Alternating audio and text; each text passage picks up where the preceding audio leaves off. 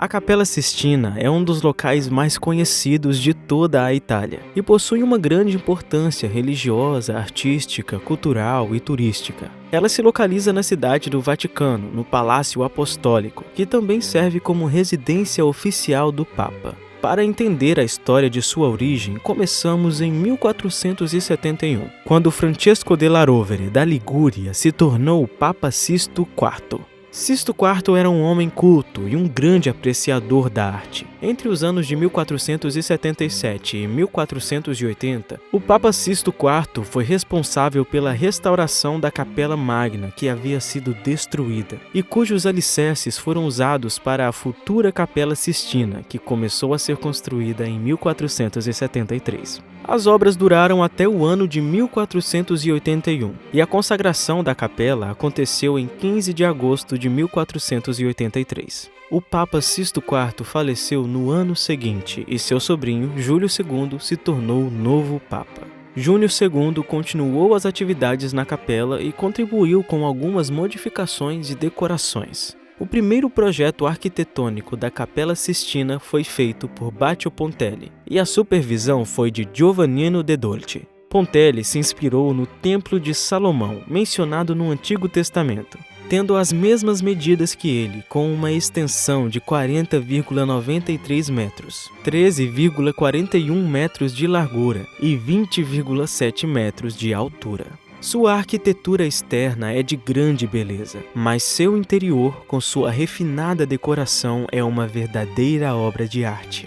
Além de Pontelli, outros grandes nomes participaram do projeto de construção da capela. Dentre eles, são alguns dos maiores gênios da história da arte, como Cosimo Rosselli, Pinturicchio, Sandro Botticelli, Rafael e Michelangelo, que criaram afrescos nos quais retrataram cenas religiosas. As pinturas criadas por Michelangelo no altar e no teto da capela são definitivamente o maior destaque do local. O Papa Júlio II foi o responsável por convidar Michelangelo para pintar a Capela Sistina.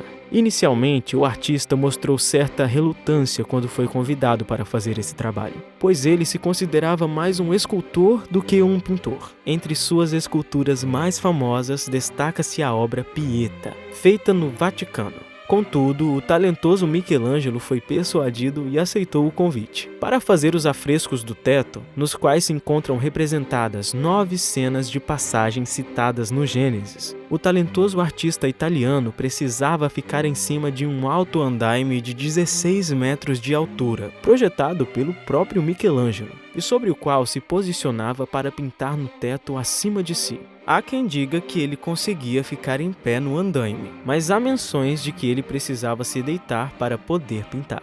O andaime facilitou o projeto, mas ainda assim, devido às circunstâncias do local, foi um trabalho complicado. E Michelangelo não contou com ajuda para esse trabalho, fazendo tudo por si só.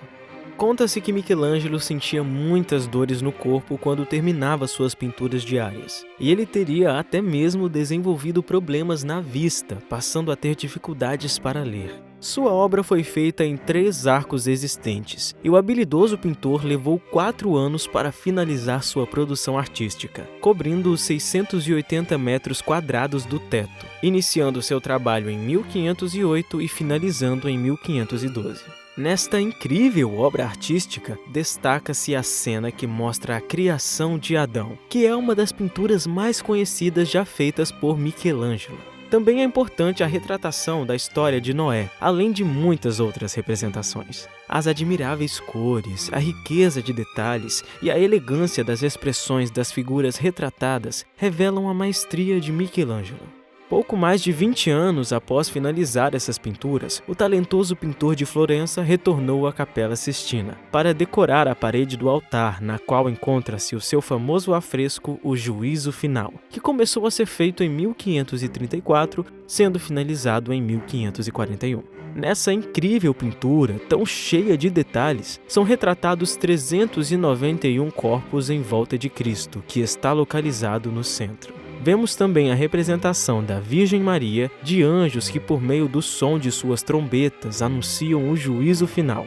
e de São Bartolomeu, que numa de suas mãos segura uma faca e na outra segura a pele de um homem um tanto distorcido, com rosto e corpo deformados, e que seria uma representação do próprio Michelangelo. Compondo a parede da capela, do lado esquerdo, também se encontram decorações artísticas icônicas, cujo tema é a vida de Moisés.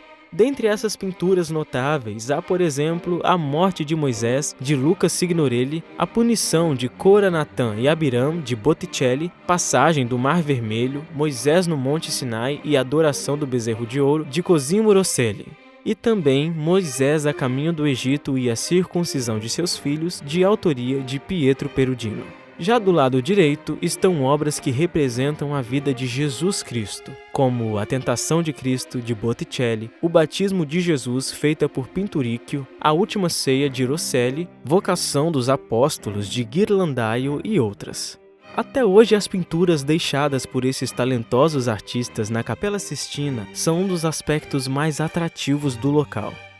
Desde 1870, os conclaves, onde se escolhe um novo papa, são realizados na Capela Sistina. Nos anos 80 e 90, aconteceram restaurações e limpezas dos afrescos. Esse processo resultou no avivamento das cores das pinturas e gerou certa polêmica, sendo bem visto por alguns e duramente criticado por outros.